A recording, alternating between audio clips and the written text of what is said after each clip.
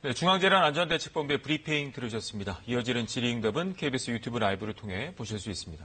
박광식 의학전문기자와 함께 브리핑 내용 정리해 보도록 하겠습니다. 자, 오늘 0시 기준 숫자가 줄긴 했지만 방역당국도 안심할 단계가 아니고 추이를 좀 봐야 된다는 평가가 나왔네요. 네, 맞습니다. 항상 월요일 날 신규 확진자 숫자는 이제 주말에 검사나 이런 건수가 줄면서 이 신규 확진자 숫자도 덩달아 주는 경향을 보였습니다. 그렇기 때문에 17명으로 줄였다고 해서 지금 확진자 숫자가 감소했다 이렇게 판단하기엔 좀 이르고 화요일, 수요일, 목요일 상황을 좀 더 지켜봐야 정확한 유행의 확산세를 알 수 있을 것 같다 이렇게 얘기를 했습니다. 또 이것뿐만 아니라 지난 2주간 지역사회 연쇄적인 집단 감염이 계속 이어지고 수도권을 벗어난 지역으로 이 코로나19 감염이 좀 확산되고 있는데요. 이뿐만 아니라 이제 외국에서 들어오는 확진자, 그러니까 서남아시아를 중심으로 해외 유입 환자도 지금 증가하고 있어서 엄중한 상황이다. 이렇게 방역 당국은 좀 평가를 했습니다. 네.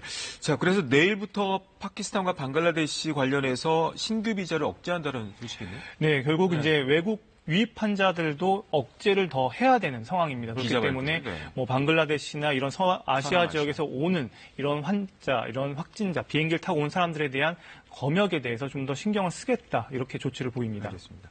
자, 2차 대유행에 대해서 세계 각국도 이제 집중하고 있는데 이제 중요한 것은 종식을 기다리는 것보다는 어떻게 관리할지의 문제 아니겠습니까? 특히 여러 번 강조했지만 병상 문제도 참 심각한 것 같아요. 네, 맞습니다. 지금 제일 우려하는 건 우리 의료 역량을 초과하는 상황입니다. 그렇게 되면 결국 치사율이 올라갈 수밖에 없는데요. 그래서 핵심은 코로나19 환자를 받을 수 있는, 치료할 수 있는 우리나라 중환자실의 개수입니다. 이 개수가 얼마나 여유가 있느냐인데요. 6월 20일 기준으로 이 수도권의 이 사용 가능한 중환자실 치료 병상을 보면요. 수도권 보유 중환자 병상 수는 328개입니다. 그런데 지금 확진자가 입원 가능한 병상 수는 38개입니다. 그러니까 지방도 또 상황이 예사롭지 않은데요. 대전 지역의 이 사용 가능한 중환자실 치료 병상은 13개고요.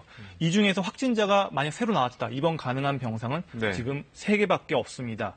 전국적으로 봐도요. 중환자실 치료 병상은 지금 546개인데 이 중에서 확진자가 입원 가능한 병상은 115개입니다.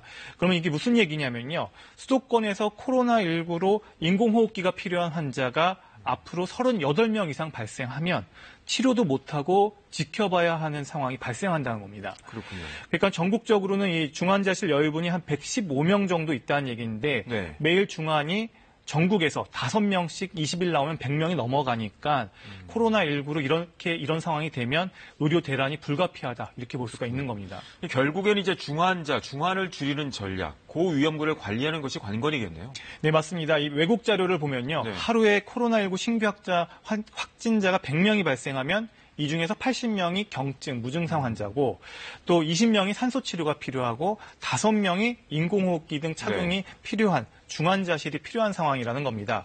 결국 중환 숫자를 줄이려면 전체 신규 코로나19 환자의 모수를 줄이는 게 중요하겠죠. 그리고 이제 중환으로 가는 고위험군을 코로나19로부터 보호하는 전략이 최선이다 이렇게 볼 수가 있습니다.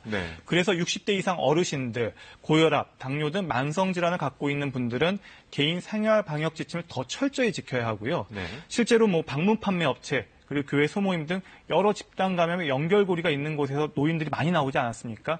결국 그 전에 예상 못했던 곳이기 때문에 방역 당국도 이런 부분들에 대해서 선제적으로 신경을 쓰고 방역 관리를 철저히 할 필요가 있다 이렇게 볼 수가 있겠습니다. 네.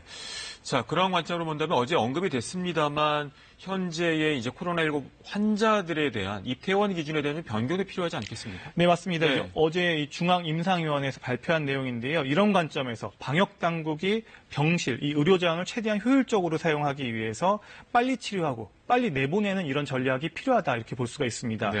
그래서 이제 만약 코로나19에 걸려도 위험하지 않은 가벼운 환자라고 한다면 입퇴원 기준을 바꿔서 했을 경우에 입원 일수를 한 50% 절반으로 줄일 수 있다는 겁니다.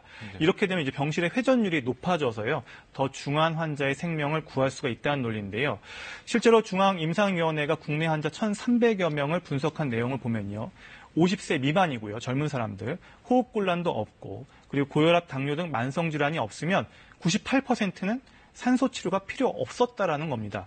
단 1.8%만 중증으로 진행했는데요. 이 경우도 주변의 보호자가 미리 신고만 잘 해주면 감당이 가능하다는 겁니다. 또 50세 미만 환자가 입원을 했는데 한 열흘이 지나도 산소 공급이 필요 없다 이렇게 할 경우에는 그 이후에 중증으로 진행할 확률은 거의 없어서 0.2%에 불과했습니다. 네. 이런 경우에 조기 퇴원을 고려할 수 있다는 거고 병실의 효율을 높일 수 있다는 얘기입니다. 그런데 어저께 중요한 이야기가 나왔습니다. 그럼 네. 어떤 사람들이 위험하냐는 거였는데요. 네. 국내 자료를 보니까 인공호흡기가 필요한 사람은 고도 비만인 사람이었고요. 네. 그리고 만성 신질환, 콩팥 질환이 있는 사람, 신장. 네. 그리고 치매가 있는 분들, 그리고 65세 이상 고령자는 인공호흡기가 필요할 정도로 중증으로 갈 확률이 10%가 넘는 것으로 나타났습니다. 그러니까 이런 분들은 코로나19로부터 철저히 사전에 그렇군요. 보호해야 할 필요가 있다는 겁니다. 네. 말씀 주신 것처럼 이제 고위험군을 관리하고 조절하는 게 굉장히 중요할 것 같은데요. 방역 당국도 언급을 했지만 아무리 이제 방역 당국에서 찾아낸다고 하더라도 기본적인 수칙들을 지키는 게 가장 급선무일 것 같아요. 네, 맞습니다. 지금 네. 기본적인 수칙을 지켜야 하는데 지금 우리가 잘 안 되는 부분이 있습니다. 바로 실내에서의 마스크 착용입니다. 우리가 바깥에서는 마스크를 잘 쓰다가 실내에서만 들어가면 식당이나 카페에 들어가면 그렇죠. 마스크를 쓰지 않는 경우들이 많은데요. 왜냐하면 네. 뭐 이해는 합니다. 뭐 식사를 해야 되고 뭐 커피를 마셔야 되니까 그때 마스크를 벗는 건 이해를 하는데 하지만 그 실내 환경이라는 게 더 고위험 환경이라는 겁니다. 그렇죠. 밀집, 밀폐, 그리고 네. 이런 환경이기 때문에 이곳에서는 식사할 때는 마스크를 벗더라도 될 수 있으면 대화나 이야기를 하지 말아야 되고요. 그리고 식사를 다 끝내고 아니면 커피를 다 마신 다음에 네. 대화를 하는 상황이라면 다시 마스크를 꼭 착용한 상태에서 대화를 해야 적어도 이 실내에서의 그 코로나19의 전파를 최소화할 수 있다 이렇게 볼 수가 있습니다. 그래서 네. 실내에서의 마스크 착용을 좀 전에도 방역 당국이 강조한 이유가 이렇습니다. 네, 알겠습니다. 결국은 이제 방역 당국 여러 번 강조했지만 사회적 거리 두기를 얼마나 실천하는지가 굉장히 중요한 포인트일 것 같습니다. 오늘 여기까지 듣겠습니다.